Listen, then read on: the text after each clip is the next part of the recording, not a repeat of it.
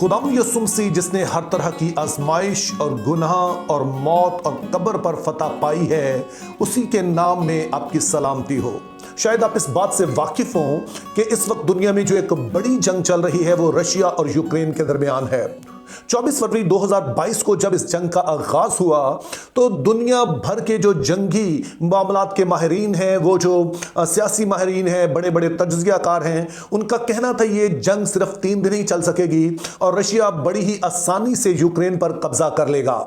लेकिन 24 फरवरी 2025 को इस जंग को पूरे 3 साल मुकम्मल हो जाएंगे और रशिया ने अगरचे कि जो यूक्रेन का कुछ हिस्सा जो है उस पर कब्जा कर लिया है, लेकिन अभी तक ये जंग जारी है और पूरी दुनिया को इस बात की हैरत है। अब सवाल यह है कि क्यों कर लोग ये सोच रहे थे कि ये जंग 3 दिन में खत्म हो जाएगी। उसका पहला सबब तो खुद रशिया है, क्योंकि रशिया के पास हर तरह का जंगी साजो सामान है, ऐसी फौज है जो लड़ने का तजुर्बा रखती है। और उसके बाद यूक्रेन चूंकि रशिया से ही अलहदा हुआ है तो उसकी बनिस्बत वो छोटा मुल्क भी है, उनकी जो फौज है वो भी कोई बहुत ताकतवर नहीं है, असल में उतनी डिसिप्लिन भी नहीं है, उनके पास वो सारे हथियार भी नहीं है। और फिर सबसे बढ़कर उनके जो सदर हैं जिनका नाम है ज़ेलेंस्की, वो दरअसल पहले एक कॉमेडियन हुआ करते थे और बाद में इलेक्शन में उनकी जब जीत हुई तो वो सदर बन गए। तो इस सबब से लोगों का कहना था कि जो ज़ेलेंस्की है उसका कोई ऐसा तजुर्बा भी नहीं है और यूक्रेन के पास कोई ऐसा साजो सामान भी नहीं है, उतनी तरबियत भी नहीं है, तो 3 दिन ही जंग चलेगी। लेकिन इस जंग को मुअस्सर अंदाज में लड़ने का सेहरा दरअसल ज़ेलेंस्की के सर जाता है, जिसकी वजह से दुनिया समझ रही थी कि यह जंग कोई लंबी नहीं चल सकती है। तो इस तरह से हम देखते हैं कि इस जंग ने दरअसल बता दिया कि ज़ेलेंस्की सिर्फ एक कॉमेडियन नहीं है, बल्कि वो बहुत इंटेलिजेंट शख्स भी है, उसको पूरी दुनिया से राब्ते करने भी आते हैं और उसको अपने लोगों को मजबूत रखना भी आता है, उनकी हलाशेरी करना भी आता है, उनको इस बात के लिए कायल करना भी आता है। तो इस तरह से हम देखते हैं कि ये जो बदतरीन हालात होते हैं, बदतरीन सूरत हाल होती है, ये असल में किसी भी शख्स की कलई खोलती है। पता चलता है कि कोई शख्स अपने आप में क्या है, वो अंदर से कैसा है। हमारा जो आज का मौजू उसका बड़ा करीबी ताल्लुक जो है वो ज़ेलेंस्की की इस मिसाल के साथ है। मैं वापस इस मिसाल पर आऊंगा, लेकिन पहले मैं आपको वो सवाल बता दूं जो हमारे एक भाई हैं जिनका नाम खुरम गिल है, उन्होंने भेजा है। और उनका कहना है कि जब मसीही ईमानदार बीमारियों से या दीगर मुश्किल हालात से गुजरते हैं तो वो कहते हैं जी खुदा हमारी आजमाइश कर रहा है, तो क्या यह बात दुरुस्त है? तो इस बात को समझने के लिए आइए हम मुकद्दस याकूब का आम खत उसका पहला बाब और उसकी 13वीं से 15वीं आयत में पढ़ते हैं, जिसमें कुछ यूं लिखा है, जब कोई आजमाया जाए तो ये ना कहे कि मेरी आजमाइश खुदा की तरफ से होती है, क्योंकि ना तो खुदा बदी से आजमाया जा सकता है और ना ही वो किसी को आजमाता है। हाँ, हर शख्स अपनी ही ख्वाहिशों में खिंचकर और फंस कर आजमाया जाता है, फिर ख्वाहिश हामला होकर गुनाह को जनती है और गुनाह जब बढ़ चुका तो मौत पैदा करता है। अब जो 13वीं आयत पढ़ी है उसमें वाज़े तौर पर हमें बताया गया कि खुदा किसी की आजमाइश नहीं करता है। ताहम जब हम इस्तिस्ना 8 बाब उसकी 2 आयत पढ़ते हैं तो उसमें सूरत हाल इसके हमें बरअक्स नजर आती है, जिसमें कुछ यूं लिखा है, और तू उस सारे तरीक को याद रखना जिस पर इन 40 बरसों में खुदावन तेरे खुदा ने तुझको उस बयाबान में चलाया, ताकि तुझको आजिज करके आजमाए और तेरे दिल की बात दरियाफ्त करे कि तू उसके हुक्मों को मानेगा या नहीं। तो अब हमारे पास बाइबल मुकद्दस में से 2 आयत हैं। एक में हमें बताया जा रहा है कि खुदा किसी की आजमाइश नहीं करता, तो हम दूसरी तरफ इस्तिस्ना की किताब में हमने देखा कि खुदा ताला खुद ही कह रहे हैं कि ये बयाबानी सफर में दरअसल मैंने तुम्हें आजमाया और ताकि मैं मालूम करूं कि तुम अंदर से क्या हो। तो अब हमारे लिए सवाल यह है कि बज़ाहिर ये जो 2 मुतज़ाद बातें हैं, हम इनको किस तरह से समझ सकते हैं? इस बात को बेहतर तौर पर समझने के लिए अपने जहन में रखना है कि दुनिया की हर जुबान, जिसमें उर्दू भी शामिल है, इसमें कुछ ऐसे अल्फाज होते हैं जो कि बैक वक्त मुख्तलिफ मानों में इस्तेमाल हो सकते हैं। और जो अल्फाज अभी हमने पढ़े हैं दरअसल ये इसकी बेहतरीन मिसाल है। अब याकूब के खत में हमने जो लफ्ज पढ़ा वो आजमाइश है, जिसको इंग्लिश में टेम्पटेशन कहा गया है, लेकिन इस्तिस्ना 8 बाब 2 आयत में जो हमने पढ़ा है वहां पर इंग्लिश में लफ्ज टेस्ट है और उसका उर्दू तर्जुमा आजमाया जाना किया गया है। तो इस बात को हम बेहतर तौर पर समझ पाएंगे अगर हम टेम्पटेशन और टेस्ट में फर्क को समझ लें।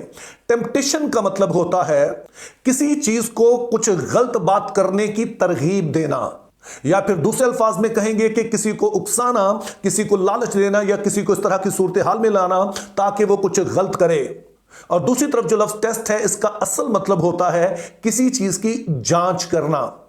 मिसाल के तौर पर अगर सोना है और उसकी जांच करनी हो कि क्या वाकईतन वो खालिस है, तो उसकी जांच आग पर होती है, यानी कि उसको एक्सट्रीम हीट दी जाती है, और अगर वो नहीं पिघलता है तो इससे मुराद होती है कि ये सोना खालिस है। और बाज़ औक़ात इसलिए भी सोने को हीट दी जाती है ताकि वो सारी तरह की इंप्योरिटीज जो हैं, वो सारी तरह की जो किसी तरह की मिलावट है वो निकल जाए और सिर्फ खालिस सोना निकल जाए। इसको हम कहते हैं जांचना। तो इस तरह से आपने ज़हन में रखना है कि जब मुक़द्दस याकूब कहते हैं कि खुदा किसी की आजमाइश नहीं करता है, तो उससे मुराद यह है कि खुदा किसी को गुनाह की तरकीब नहीं देता है या उसके लिए इस तरह की सूरत हाल पैदा नहीं करता है कि वो शख्स गुनाह में गिर जाए।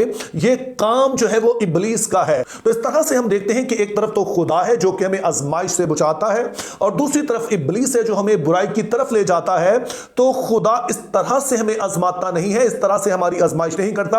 वो हम पर टेम्पटेशन नहीं लाता है कि हम गुनाह की तरफ रागिब हो, ये इब्लीस का काम है। ताहम दूसरी तरफ बाइबल मुक़द्दस इस बारे में भी वाज़ेह है कि खुदा अपने लोगों की जांच करता है। ताहम इसके लिए जरूरी नहीं है कि खुदा उन हालात को खुद से हमारे ऊपर लेकर आए, बुरे हालात लेकर आए, चूंकि इस दुनिया में जो बुरे हालात आते हैं उसकी दो बड़ी वजूहात मौजूद हैं। पहली वजह जो है वो कुदरती है। तो आपके ज़हन में रहे कि जब खुदा ताला ने इस कायनात को बनाया, तो हम पैदाइश पहला बाब उसकी 31 आयत में पढ़ते हैं, खुदा ताला ने देखा और कहा कि बहुत अच्छा है। लेकिन फिर हम देखते हैं कि तीसरे बाब में जब गुनाह इस दुनिया में दाखिल हो जाता है, तो साथ ही दुख और तकलीफ और हर तरह की जो बाकी बातें हैं वो इस दुनिया में दाखिल हो जाती हैं। तो जो कुछ दुनिया में बुरा आपको नजर आता है, ये उस बुनियादी गुनाह की वजह से, और उसके बाद इंसान का गुनाह जो बढ़ता गया तो दुनिया में ये सारे मसाइल भी बढ़ते गए हैं। और फिर दूसरी तरफ हम देखते हैं कि बहुत सारी बुराइयां और हर तरह के जो ऐसे चैलेंजेस आते हैं वो इब्लीस लेकर आता है, ताकि वो लोगों को, ईमानदारों को खुदा के हुक्मों से हटाए या फिर उनका जो खुदा पर ईमान है उसको कमजोर करे, ताकि वो उस ईमान को तरक्की कर दें। तो ये दो वजूहात होती हैं।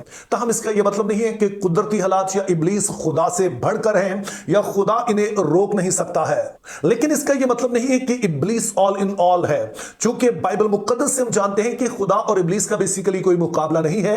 खुदा खालिक है, इब्लीस मखलूक है, लेकिन खुदा किसी हद तक उसे इजाजत देता है कि वो इस दुनिया में कुछ काम कर सके। तो इस तरह से जब ईमानदारों पर कोई मुश्किल हालात आते हैं तो उसमें कुछ वजूहात तो कुदरती होती हैं जो आम दुनिया में चल रहा है, शायद हम भी उसका शिकार होते हैं। और दूसरी तरफ इब्लीस जब बहुत कुछ खुदा के लोगों के खिलाफ कर रहा होता है, तो मेरा यह मानना है खुदा हजारहा बातों में हमारी हिफाजत कर रहा होता है। लेकिन ऐसा हो सकता है कि उनमें से बात चीजों को खुदा अपने लोगों पर आने दे, और उसका मकसद वही होता है जो मैंने सोने के मुतालिक बताया कि पहले नंबर पर तो उसकी जांच हो जाए कि क्या ये शख्स वाकई ईमानदार है, और दूसरी तरफ खुदा कई दफा बहुत सारे हमारे ईमान में मिलावट शामिल हो जाती है, कुछ गैर जरूरी बातें होते हैं जो खुदा के बारे में सच नहीं होती, हम उनका यकीन करते हैं। लेकिन ये बुरे हालात जो हैं ये दरअसल हमारी मदद करते हैं ताकि हमारा ईमान खालस होकर सामने आए। इसीलिए मुक़द्दस पतरस का कहना है कि तुम्हारा ईमान आजमाए हुए जो खालिस सोना है उससे भी ज्यादा कीमती है, चूंकि यह भी जांचा गया है उन मुसीबतों के वसीला से, उन मुश्किल हालात के वसीला से, और इसमें से जब खुदा ने निकाला है तो अब आप बेहतर तौर पर खुदा पर ईमान रख सकते हैं। तो आज की वीडियो से जो पहली चीज हम समझते हैं कि आजमाने के दो मतलब होते हैं। एक है जिसका मतलब टेम्पटेशन है, जिससे मुराद होती है कि किसी को गुनाह के लिए तरगीब देना, कुछ ऐसी सूरत हाल पैदा करना कि कोई गुनाह में गिर जाए। तो ये काम खुदा ताला नहीं करते हैं। खुदा भला है और वो सिर्फ भलाई ही करता है, वो कभी भी ऐसा कुछ नहीं करेगा। लेकिन दूसरी तरफ हम देखते हैं कि खुदा अपने लोगों को टेस्ट करता है, अपने लोगों को जांचता है ताकि उनका ईमान जो है वो खालिस हो जाए, ताकि वो ईमान में और मजबूत हो, खुदा के साथ ताल्लुक में और मजबूत हो जाए। और जैसे हमने शुरू में ज़ेलेंस्की के मुतालिक देखा कि दुनिया का कहना यही था कि चूंकि उनका लीडर बहुत कमजोर किस्म का एक कॉमेडियन है तो ये जंग नहीं लड़ सकता है, लेकिन हालात ने बताया कि किस तरह का वो एक बड़ा हीरो है, वो वाकई एक अच्छा लीडर है जिसने अपने कौम के लिए 3 साल तक जंग लड़ी है है और अभी तक भी ये जंग जारी है। हमारी दुआ है कि ये जंग खत्म हो जाए। हम किसी तरह से इसमें खुश नहीं हैं, लेकिन ये सिर्फ एक मिसाल के लिए कि किस तरह से ये हालात आपकी जांच करते हैं, आपको सामने लेकर आते हैं। एक बात आपने ज़हन में रखनी है कि अगर बीमारी कमजोरी कुछ आ भी गई है तो खुदा इसको अपने जलाल के लिए, हमारी भलाई के लिए, हमारे ईमान को खालिस करने के लिए इस्तेमाल करेगा। Think biblically, live purposefully, have a very good day.